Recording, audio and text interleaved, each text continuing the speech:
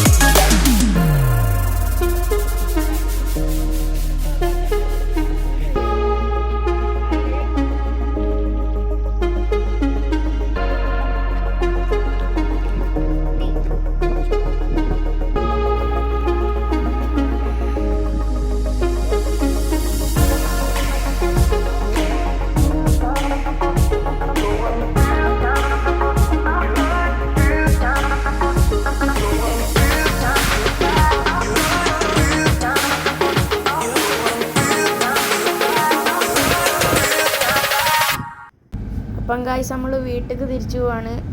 അപ്പോൾ ഇന്നത്തെ വീഡിയോ ഇത്രേ ഉള്ളൂ. എല്ലാവർക്കും ബായ്.